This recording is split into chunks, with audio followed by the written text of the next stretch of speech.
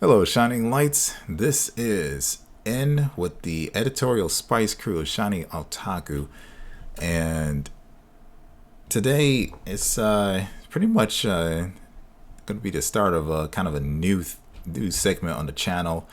Uh, the spotlight season has ended. It's going to be starting back up in January, but leading up into it, we figure go ahead and get something still going on these Sunday nights and see if you like it. But basically, figure we go ahead and touch on kind of an interesting point within the industry, and that's Manga Internationally. Basically, we're going to be touching on everything about manga outside of Japan, similar to kind of what we were addressing in kind of some early videos and various cases in the spotlights themselves, but really kind of going in depth with how manga is handled in America and let's say Spain, Britain, Germany, France.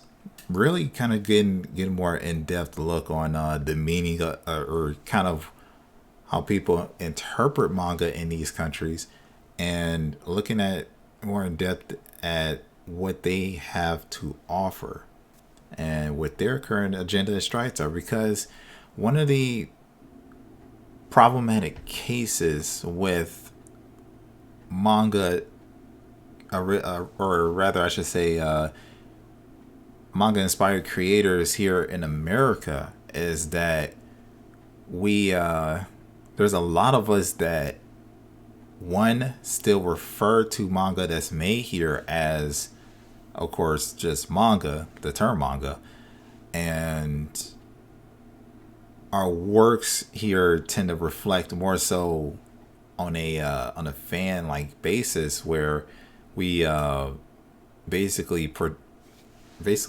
draw what we see from Japan and manga and everything, and that's kind of caused a bit of a it's kind of caused it's just a bit of a lot of confusion. A lot of people just aren't clear nor known to the fact that there's more to manga, or that there's more to manga besides what they've been introduced to. There's in that the base in and of itself is based off of originality and experiences in Japan. Many don't know that there's a term for manga in America. That there are different terms for manga in different countries because they're basing it off of their original works. This is addressed a bit in one of the videos we did with La Nouvelle Manga. Basically, it's a French movement with their manga portrayals.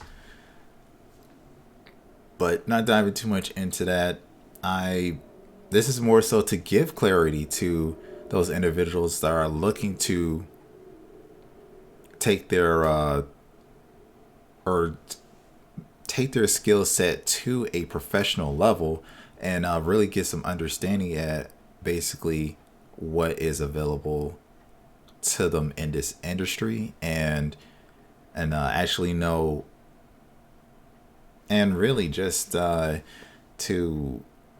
get their get a better understanding of why it's important to base their stories off of their own original experiences, and to further develop their skills in a more structured manner, instead of relying on a lot of the self-taught methods that you're seeing popularized in a lot of platforms and whatnot today, where things seem a lot more trope and cliche focused, seem to be spun off of more so finishes and all that whatnot. But I digress. Getting right into it. sense here. Not the most tech savvy yet with this, but let's get it rolling with OBS. Bam. All right, so kind of starting off here, as I alluded to, I'm going to kick it off with pretty much focusing on a term we actually have here in America called OEL manga, or Original English Language Manga, aka international manga, if you will. This is a term, as you can see here. I'm going to read it word for word, this entire description of it, but this is a term used by the Japanese Ministry of Foreign Affairs. But word for word here in Wikipedia, an original English language manga, or OEL manga, is a comic book or graphic novel drawn in the style of manga and originally published in English. The term international manga, as used by the Japanese Ministry of Foreign Affairs, encompasses all foreign comics which draw inspiration from the form of presentation and expression found in Japanese manga. Now, yes, this is an expression basically that's now titled for all international manga outside of Japan, but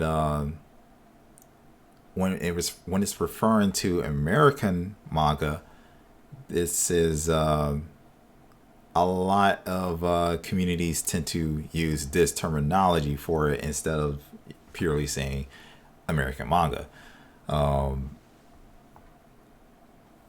Now, that being said, I say communities, but it's kind of it's a bit complicated. It's a bit weird in a sense, because it's not really that many. It's only a select corner in a wall of people, because in the grand scheme of things, nobody even uses that term, really, in the majority case here in America. At least when you're talking about live going to these the conventions here and any of the workshops, really. For one, there's not enough actually manga structured workshops, to be honest, and two, a lot of the conventions tend to be more so anime focused, or animation focused, on a fan basis. So really getting that the professional aspect of manga out there is not as pushed. So a lot of individuals don't even know that we have a term for the manga here in America. They just call it manga, if you will. And not to say that there was too much entirely wrong with that. It still keeps the differentiation, especially with the fact that we have of course, American comics here, but I think it's important that we realize that there's basically more so the underlining definition, terminologies, and what other countries will term our works as, in a sense. Of course, anybody that wants to check it out, you can go ahead and look more in depth at what's here on the Wikipedia on this information. I'm just gonna kind of briefly address a few key points here, and the fact that if you scroll down here, we have a lot of the more popular manga publishers of OEL manga, if you will. And mind you, this is a lot of these studios, many of you know. However, this is sorry about that. I had to kind of skip ahead there, because neighbors, vehicles, all that whatnot going off. But getting back to it, these are these are a lot of companies you all know, or many of these you all know, but just to give a refresher, these are the notable companies, if you will, that work on original English language manga. For anyone that's potentially looking for opportunities in this regard, or just want more information and clarity again at what is available here in America, we have the Antarctic Press, and actually going to read off of the bit of the summary version here, because I think it gives a better impression of actually summing up who they are. Antarctic Express is a San Antonio based comic book publishing company which publishes manga style comic books. Company has produced the company also produces how to and you can comics, instructing on areas of comic book creation and craft. Then we have Eigo Manga. Eigo Manga is a comic book publishing company that produces original Japanese influenced comics and digital media.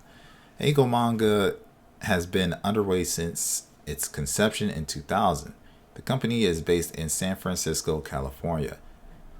Then we have Eternity Comics, Malibu Comics. So I'm not sure what the history is with those two. We may get more into that a little later with the name transition there.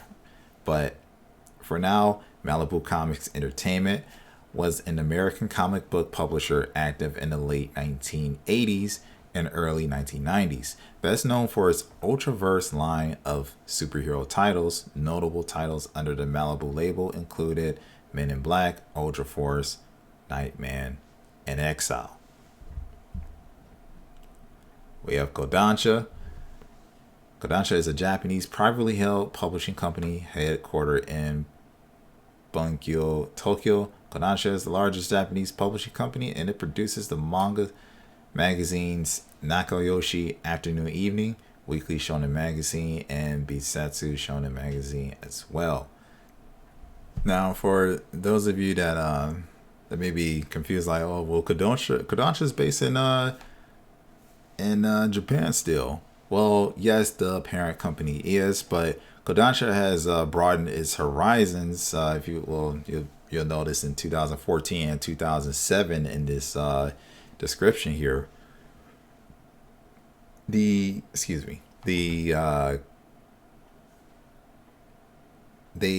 ended up branching out. Actually, correction, not 2007. In that last part, it's actually 2008.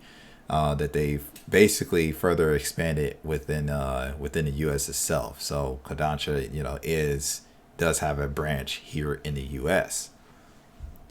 We have also the Seven Seas Entertainment. Seven Seas Entertainment is an American publishing company located in Los Angeles, California.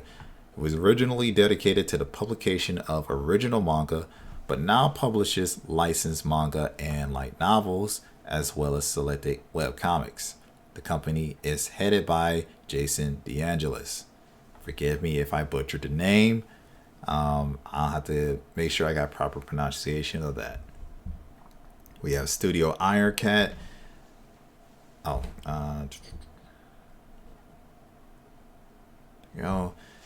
Studio Ironcat was a small publishing company based in Fredericksburg, Virginia, dedicated to publication of manga and later Amira manga.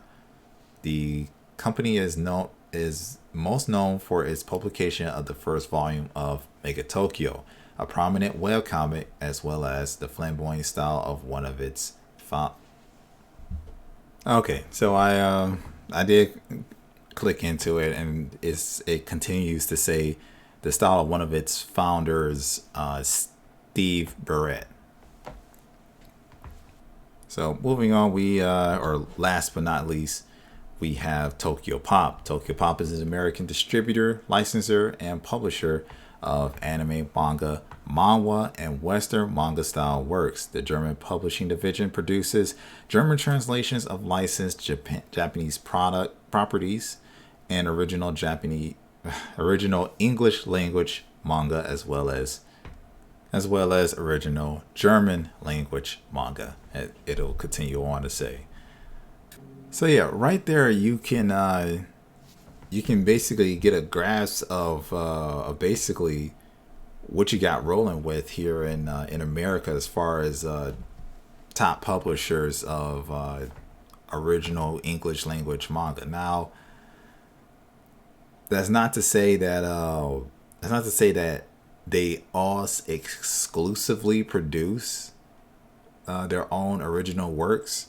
A lot of them do still, act as a intermediary for basically selling basically books from Japan, coming over here, transitioning, being a distributor, or kind of a distributor in a sense, for the for English translated stories, basically, to the American audience. So again, we're seeing a lacking presence of strong publishers for original works. But even with that being said, this is, again, for clarity, that you understand and know that you do have some options here if you're trying to go in a direction for this profession. The Keep in mind, though, a lot of these, they're based in California. It's just pretty much a hot spot for the business. It's not really unexpected, to be honest. California, New York, that's basically where you're gonna get most of your business and or most of your career going in this regard for manga publishing, at least for now. Of course, not to flex too much, but we got our sales going on here with Shiny Otaku. We'll be coming out some spicy stuff, of course. Anyway, bringing it back, the ice. It's worth mentioning that a lot of the data that you see here, with basically calculating the kind of the stats, if you will, for the selling ranks and popularity records for a lot of these companies. If you really want to get down to the in-depth detail information for each of these companies, ICV2 has been a great reference for these things, right? Just seeing it here, just feel like it should be noted for clarity's sake that your information source, aside from this video, you will get a lot of intel off of theirs as well. Anyway, coming back to it, I had to go ahead and break the ice with that information, because the thing we're seeing here,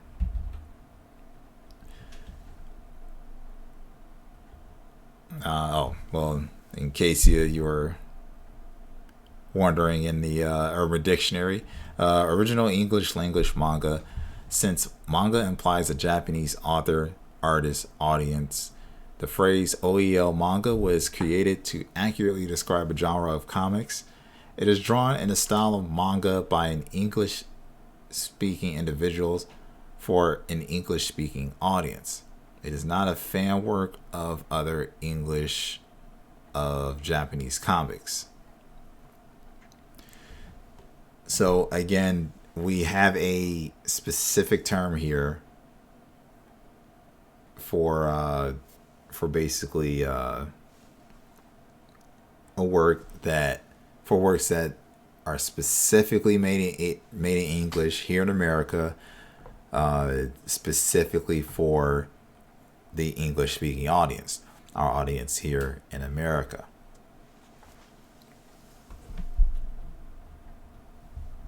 Give me a moment. There we go. And this is this anime planet right here, and again, it kind of goes ahead and gives their brief description of what OEL manga is. These titles have authors and artists that originate from an English-speaking country such as the USA or Canada, and or were first published in those countries. English is the primary language of these comics. Now, in this case here, I not too fond with them using the and or reference there for first published in those countries for a lot of these works, but for the most part, as you can see here, these are pretty much your original English language mangas, at least some of the ones that got popular. You probably, at least I know I didn't know most of these titles at all. And that's because they quite reasonably don't really get that type of attraction. I mean, with Avatar aside, I mean, yeah, Avatar was definitely the exception. It blew up very well, but for a lot of these other works, I'm gonna be real with you. I haven't even remotely seen any of this. Some of the styles here, I'm seeing, or I know I've seen from a lot of manga and web comics and whatnot. But that style aside, the beginning after the end, for that to be the most popular on here, even more so the Avatar, at least on this site, it's like, why haven't I ever heard of it?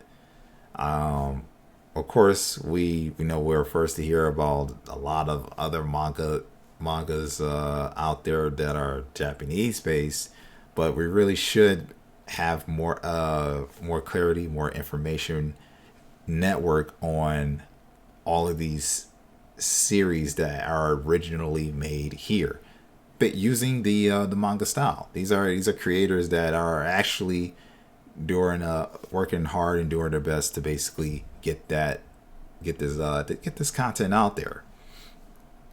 And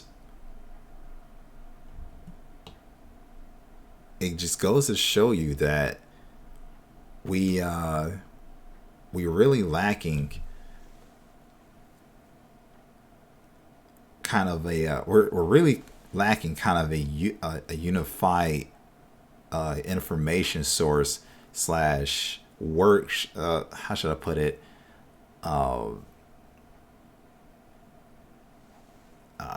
peer to I was going to say peer to peer, but actually I would more so say we're kind of lacking is like kind of kind of experienced individuals talking or teaching newer individuals in this type of industry on how to get their of course get their art more structured in a way that's fitting for sequential work, especially in the manga style, but even more so making sure that their stories have more originality to them.